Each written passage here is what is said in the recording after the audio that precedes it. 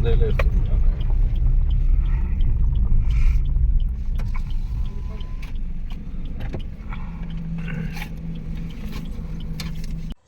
Hello నమస్తే welcome to our channel orange blogs 2017. Today video ఏంటంటే నేను ఒక పెద్ద ట్రిప్ ప్లాన్ చేసుకున్నాను. అన్ని టెంపుల్స్కి వెళ్దామని చెప్పేసి. అసలు యాక్చువల్గా తిరుపతి అనుకున్నాము. సో తిరుపతికి వెళ్ళే దారిలో ఏమేమి టెంపుల్స్ ఉన్నాయి అన్ని కవర్ చేద్దామని చెప్పేసి ఫస్ట్ అయితే బేగంపేట నుంచి బీచ్పల్లి ఆంజనేయ స్వామి టెంపుల్ స్టార్ట్ చేశాము. చూడండి ఇప్పుడు మనం రీచ్ అయ్యామన్నమాట బీచ్పల్లి ఆంజనేయ స్వామి టెంపుల్. ఇది చాలా ఫేమస్ హనుమాన్ టెంపుల్ అని చెప్పొచ్చు. ఇక్కడ సీతారాములు కూడా ఉంటారు. ఫస్ట్ ఆఫ్ ఆల్ ఫేమస్ అయితే హనుమాన్జీ. ఓకే, మేమైతే రీచ్ అయ్యాము. కారు దిగి లోపలికి వెళ్తున్నాము. చూస్తున్నారు కదా ఎంట్రన్స్ అనమాట ఇది టెంపుల్ది. ఇది చాలా మహిమగల ఆలయం అని చెప్పొచ్చు. టెంపుల్ పక్కనే మనకు కృష్ణానది ప్రవహిస్తూ ఉంటుంది. అండ్ ఇక్కడే ఇది జోగులాంబ గద్వాల్ జిల్లా అని చెప్పొచ్చు, మన తెలంగాణ రాష్ట్రంలోనే.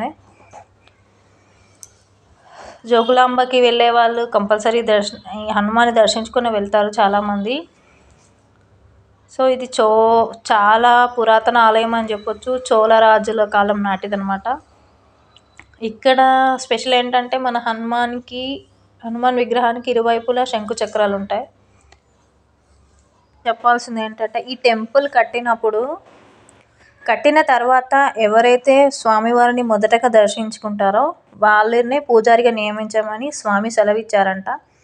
అదే టైంలో ఒక బోయ పిల్లవాడు స్వామిని దర్శించుకోగా బోయ వాళ్ళనే ప్రథమ పూజారులుగా ఇక్కడ పరిగణిస్తారు. ఇది జాతీయ రహదారిపై కృష్ణానది మనకి ఉంది కాబట్టి ఇక్కడ కంపల్సరీ పుష్కరాలు ఉన్నప్పుడు స్నానాలు చాలామంది ఆచరిస్తారు.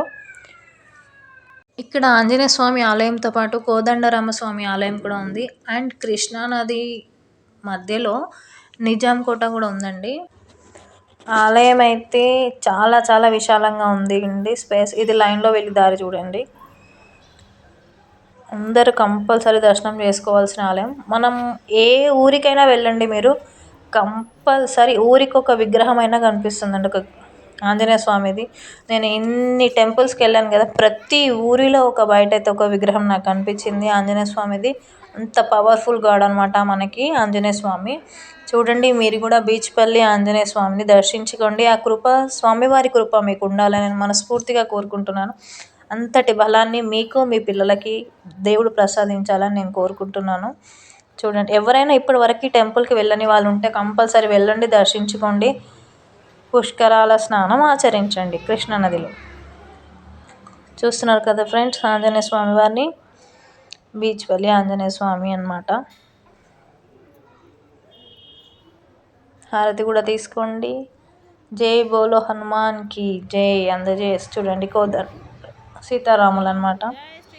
దర్శనం అయితే అయిపోయింది. అలా కూర్చున్నాం 2 minutes బయటికి వచ్చి. చూస్తున్నారు కదండి స్వామివారి పాదాలు.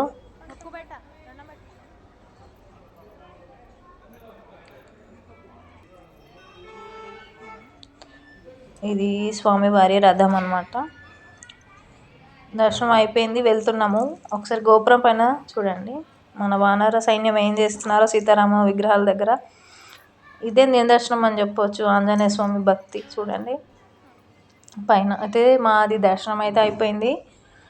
బ్రేక్ఫాస్ట్ ఏం చేయలేదు. మార్నింగ్ 6కి బయలుదేరాం కాబట్టి మేము పులిహోర చేసుకొని వచ్చుకున్నాం అనమాట.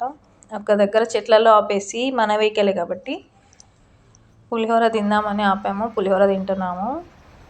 అయితే నాకు అక్కడ ఒక చెట్టు డిఫరెంట్గా అనిపించిందండి. అది కొంచెం కాలీఫ్లవర్ లాగా ఉంది చూడడానికి. చిన్న సైజ్ కాలీఫ్లవర్ అనే చెప్పొచ్చు, అలా ఉంది చెట్టు. ఈ చెట్టు మీకేమైనా తెలిస్తే కామెంట్ సెక్షన్లో మెన్షన్ చేయండి చెట్టు పేరు. సో ఇది ఫ్రెండ్స్ బీచ్పల్లి ఆంజనేయ స్వామి టెంపుల్ విశేషాలు. ఈ వీడియో మీకు నచ్చితే లైక్ చేయండి, షేర్ చేయండి అండ్ కామెంట్ చేయండి. నా ఛానల్ని కొత్తగా చూసేవాళ్ళు సబ్స్క్రైబ్ చేసుకోండి. అండ్ నెక్స్ట్ వీడియోతో నేను మీ ముందుకు వస్తాను. నెక్స్ట్ వీడియో మరేంటో కాదండి, జోగులాంబ అమ్మవారి temple. Thanks for watching. Bye bye.